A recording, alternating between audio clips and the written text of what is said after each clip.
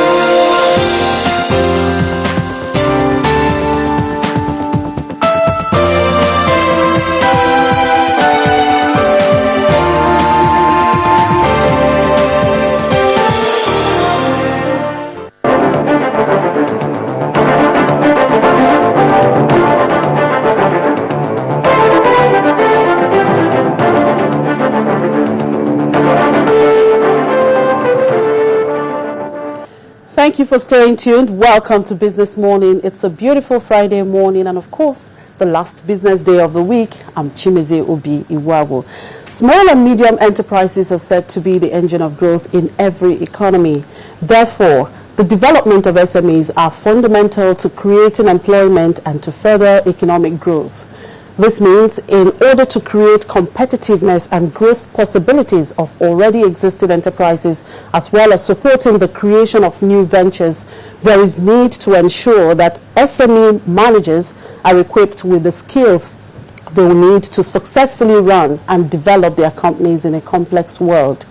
And our focus on today's edition of the program is on business development skills for SMEs. And I'll be talking to two gentlemen later on the program, Joel Osebo, CEO, Carnage Enterprises Solution, and Edward Esene, Kinetic Associates.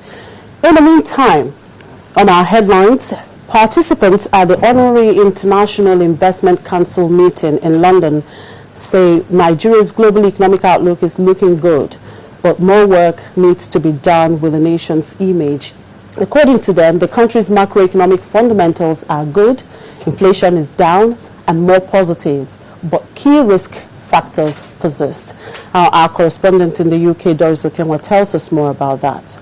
Well, the 14th Honorary International Investments Council meeting kicked off in London on Thursday, and so far has conducted its meetings behind closed doors. But the wave of discussions have been around Nigeria's image, the need to change global perceptions, the state of the nation's economy, and much more. This conference is very critical because not only are decisions taken, decisions are implemented, and eventually reports are given about the process of implementation, how far. So there is a monitoring system. The whole good news is that today we can look forward and see a market that's evolving, that is fiscally sound, that's governed in a more corporate manner, is transparent, a rule-based market. Well, so far it's looking good for Nigeria's economy, but again, what are the key risk factors still affecting affecting investment, the growth of investment in Nigeria?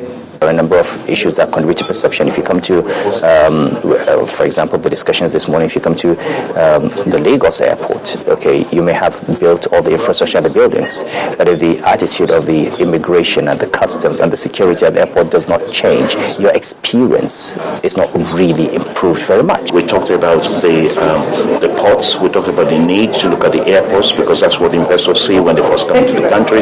We talked about strengthening the OSIC, one-stop shopping for investors in the country.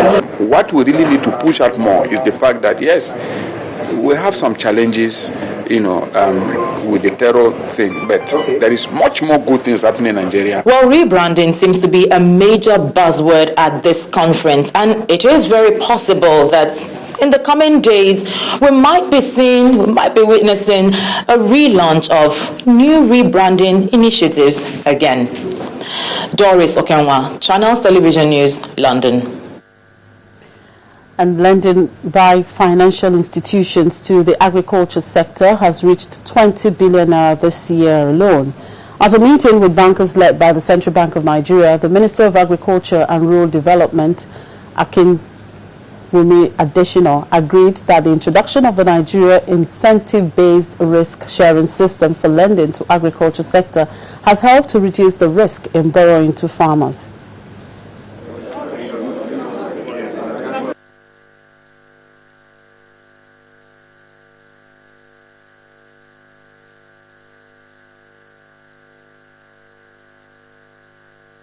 Ministry of Agriculture and the Central Bank of Nigeria worked on a program called NISAL.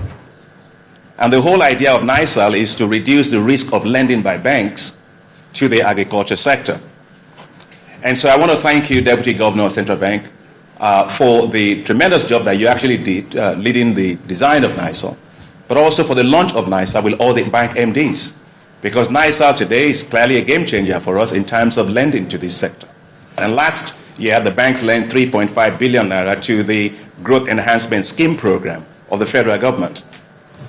But this year, and here we are sitting here, it's actually close